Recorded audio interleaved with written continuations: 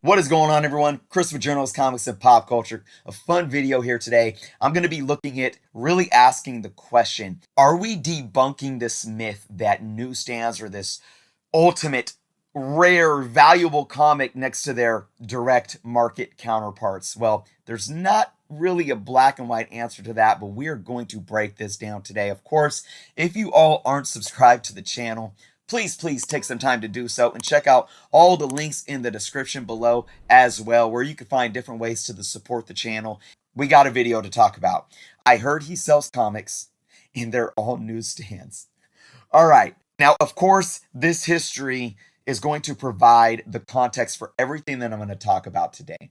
Now, a lot of us have seen something like this before, especially the image on the left, where we look at the newsstand percentage versus direct on the market. Now, when the direct market first came about, they were a very small percentage of the market. And I mean, remember that comic books started as a newsstand market.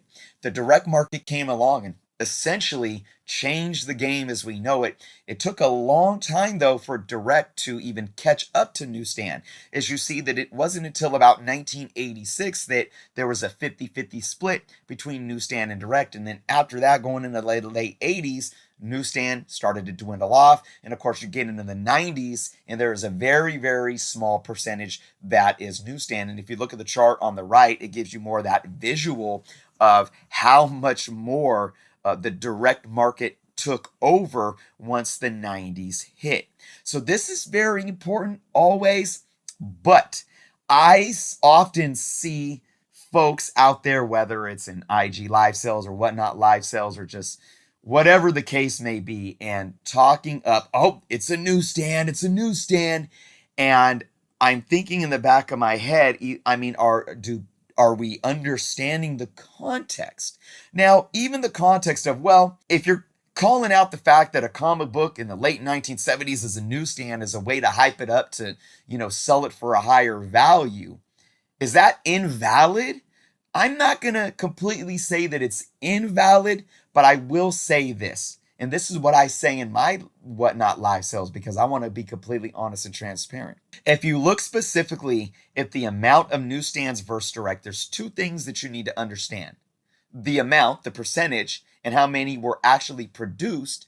But secondly, how many were either returned, because the newsstand markets, the LCSs, the newsstands themselves, anybody that was purchasing their comic books from the newsstand market had the ability to return the comics to the publishers to get a refund back or to get money back. So even though, let's take for example, in 1982, 80% were newsstand, but how many of those 80% had half of the cover ripped off, because that's what they would do before they sent them back? How many were sent back? So that eliminates something off top, a certain amount of those comics off top of that percentage, right? And then how many were, damaged sitting on the newsstand? So the thing that you got to take into consideration is grade. Personally, I don't hype up newsstands at all until a certain point in time around the mid 80s, just because of how prevalent they were. But if it's a high grade, that's where, as a collector or as a buyer, you might be willing to say, okay, this is a very fine near mint or a near mint higher, and it's a newsstand. It came out in 1980. Now, there were a ton of newsstands, but because it's in such high grade, maybe there's fewer high grade copies out there on the market, and that may be a reason to look at the fact that it's a newsstand as a reason to pay a premium even for the early newsstands. What I often say, at least up until the late 80s, is buy the grade. If, of course, you want to balance out the value that it's going for. But if you have, for example, a book from 1985 or 86, and you have an option of buying a newsstand versus a direct, and they're in the same ballpark of price range, I always go with the higher grade. Keep that in mind, folks. But let's look at what indicators I use for when I'm looking at books, so to where if I should really be concerned with it being a newsstand. Now, the way we're going to break this down, we're going to look at Marvel Comics and Marvel Comics as indicators, and then DC Comics as indicators, because they're going to be different.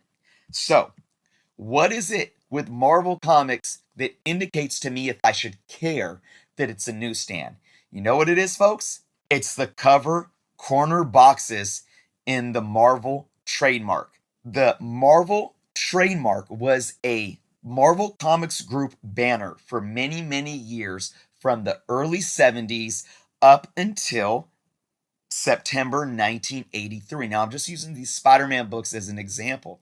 Every Marvel book published up until September of 1983 had that Marvel Comics Group banner across the top there. So if you look at the chart, what were newsstands doing in 1983? Well, you can see what happened in 82 next to 86. So roughly they're probably anywhere from 60 to 70% of the market. So that's still a ton. Now, in October of 1983, they finally, Marvel that is, took the Marvel Comics Group banner off, stuck with the corner logo box, and kept just the Marvel trademark. This is an indicator for me to say that personally, anything before October of 1983, I'm not going to be too concerned with it being a newsstand whatsoever. So if a Marvel comic has that Marvel Comics Group banner at the top, I don't care if it's a newsstand or direct. I'm going to go for whatever is the best buy depending on grade and price. Make sense?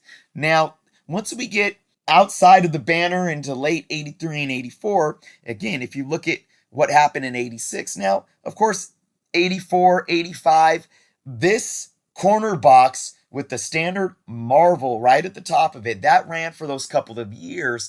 And although newsstands still were a larger percentage of directs on the market, it was very, very much closer, almost to that 50% mark.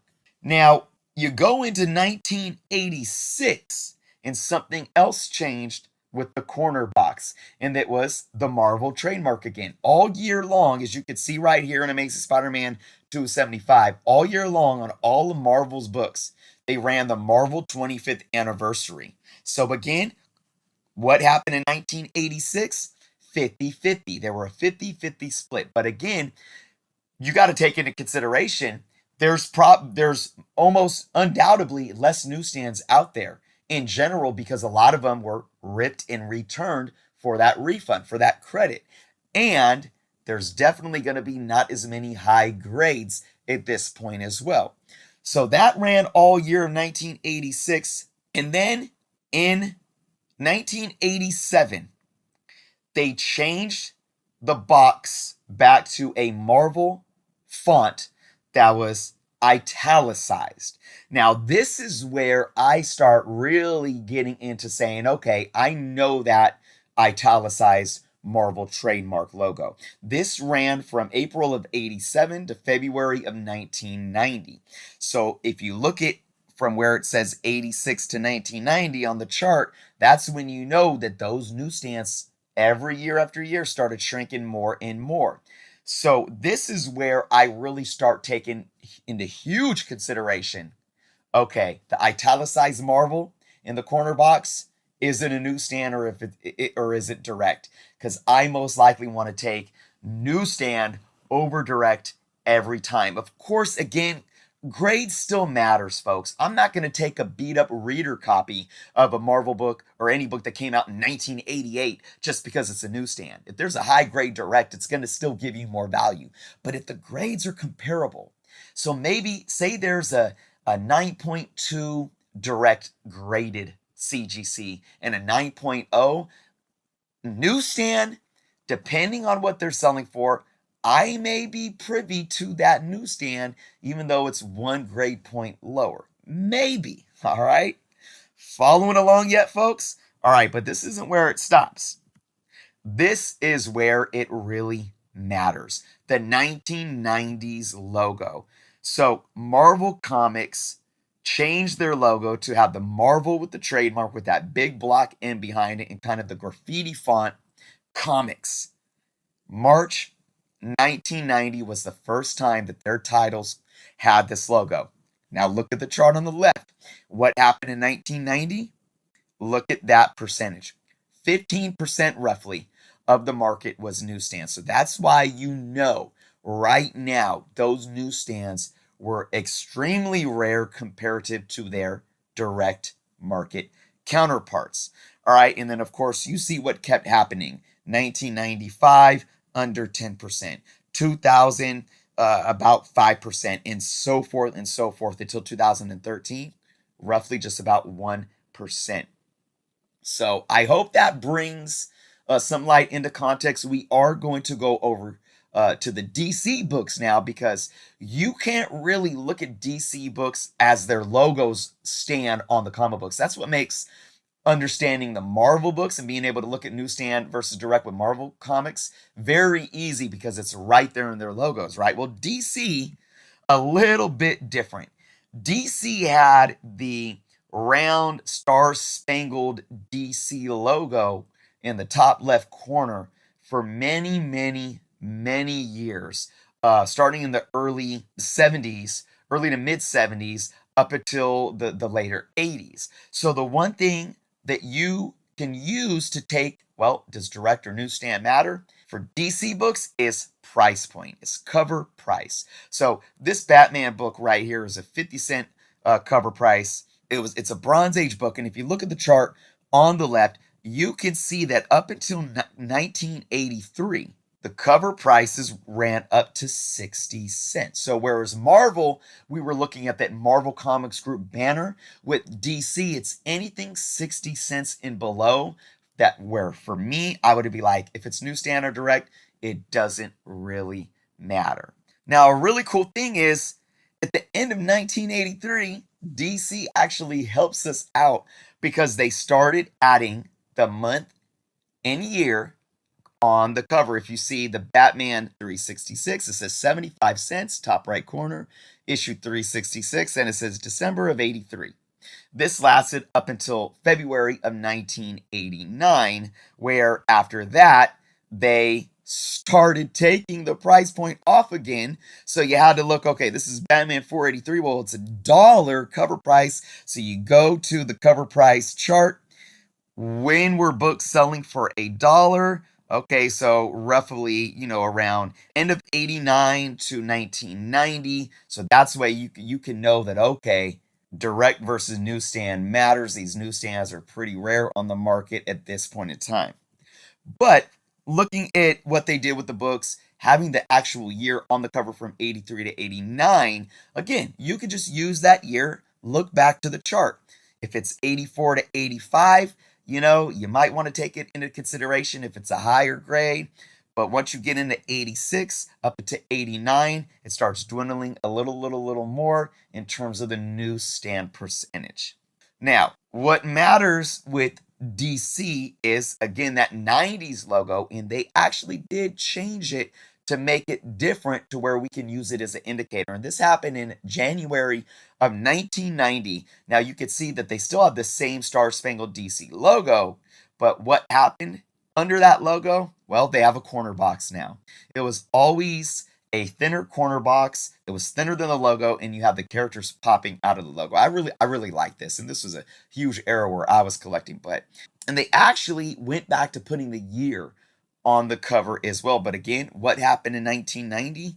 Look at the chart. 15% of the market was newsstand. So I hope this really helps you all educate yourself to, the certain indicators that you can see just from looking at a book, looking at the cover of a book, and say, should I really be consuming with newsstand or not?